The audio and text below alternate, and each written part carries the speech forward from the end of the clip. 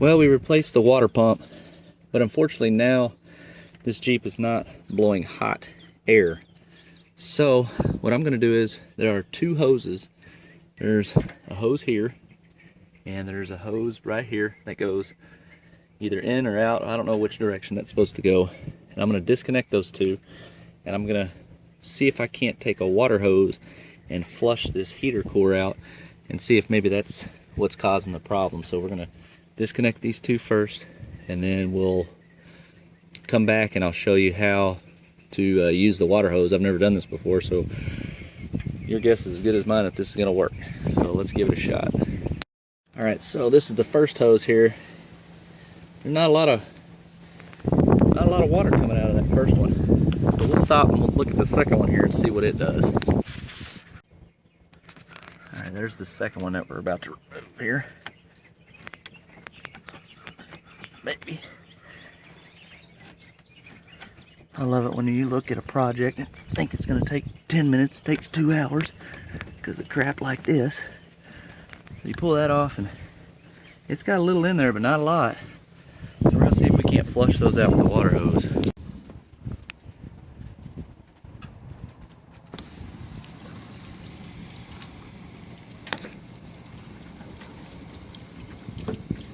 Yeah. Excellent. Alright, so now we're just going to hook these hoses back up here. So we'll hook them back up. We already flushed it. Now we're going to see if, get it up to temperature and see if that does anything better for us. Okay, after everything's hooked up, I'm going to go ahead and check for leaks. I'm hearing a little belt squeak from the water. I got a little exhaust leak, or I don't know what it is. Intake manifold, got to replace that. This is our beach rig, so I'm not really worried about it running 100%, but it still does really good. So I don't see any leaks. Now be careful when you're putting this one back on, because that tightening bolt comes through there and you don't want to go into the housing, so I rotated it back a little bit from there. That's just residual water. We're going to let it get up to temperature and see if it's going to give us some heat or not. Let's go in here and take a look. Alright. Jump up here. You see it's still running cool. So put it on heat. Warm.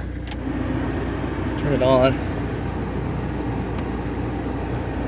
We'll pause it and let it get up to temperature and see what it does. Alright, so it's hard to see because of the sun there.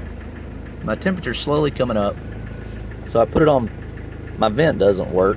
This thing has been through hell and back. So I'm going to use my defrost and see how that works. Turn that on, turn it on high. And believe it or not, it's warmer than what it was. It was blowing cool. It wasn't even blowing warm. This right here is actually warm, that's a pretty amazing fix. So we're going to check. I just put it on heat. Let's see. There's a fan down here. Now that one's a little cool. I mean, it's warm, but it's not as cold as it was. And I think there's one up underneath here as well.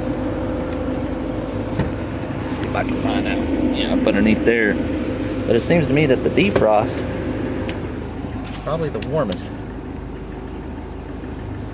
So we're gonna find out. It's getting a little cool. We're in South Texas, so it's getting down in the low 60s now.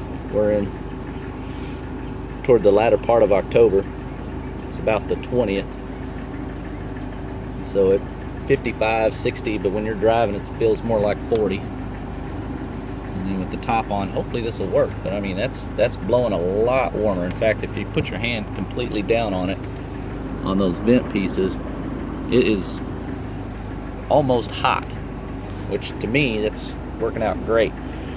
So that seems to be a pretty easy fix. I hope this helps. If you guys have any questions, feel free to email me. Thanks.